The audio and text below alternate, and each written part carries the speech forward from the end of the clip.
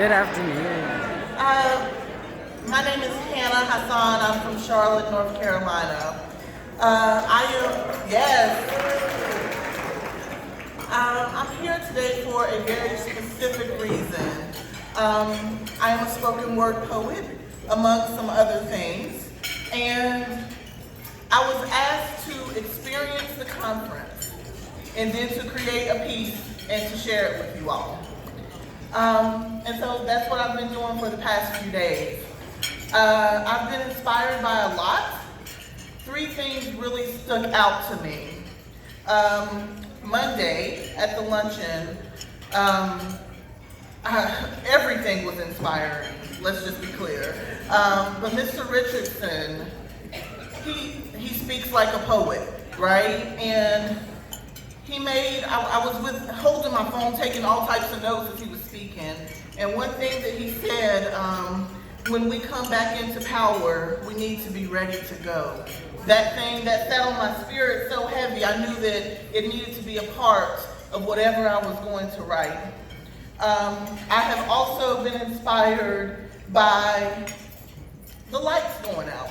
I thought it was very interesting that happened that morning, and then the final thing has been the people.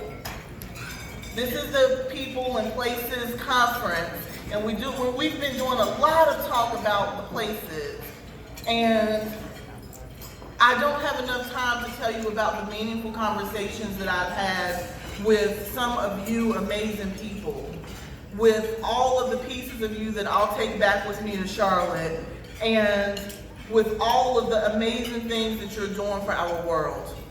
So, those were the things that inspired this piece. I hope you will enjoy it. To the people who hold space.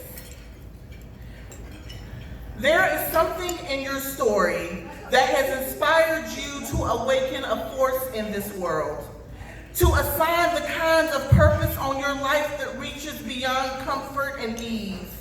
There is a movement in your footsteps, a method to your process that's beyond what those without vision can understand or believe. You are the ones who hold space. Uniquely crafted experience that we call home, you keep place. Open our hearts to the possibility that there is more than what we have considered. You rearrange and reconfigure what community looks like, what family feels like, what our humanity can build like. You hold space. And each day, that you awaken to the reality that some things are not quite right here in our home.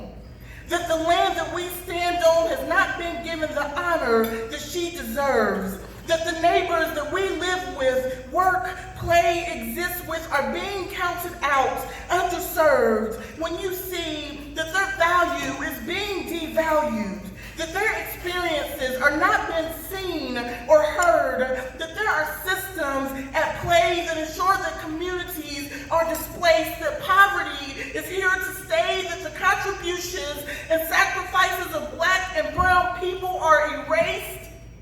You stand in all of your power and purpose, and you hold space. You make the commitment to be there for yourself and others. You get that the movement is bigger than you.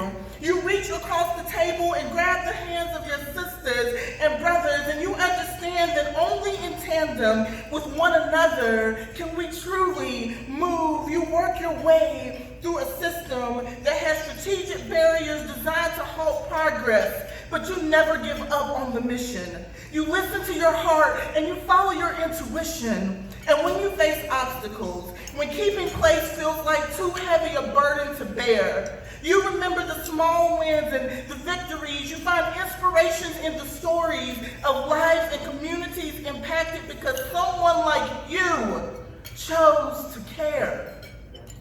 And when the lights go out, and the powers that be are invested in the assurance that the resources don't flow, you keep your focus on the places and the people, because when we come back into power,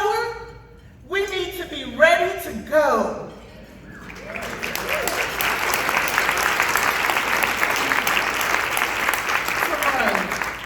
To keep creating a world that works for the whole, the all. You have stepped up to the mission. You have answered the call. You are crafting what it means to be at home in a big, wide world that can ostracize and intimidate. You remind us that everyone has a spot, everyone has a place.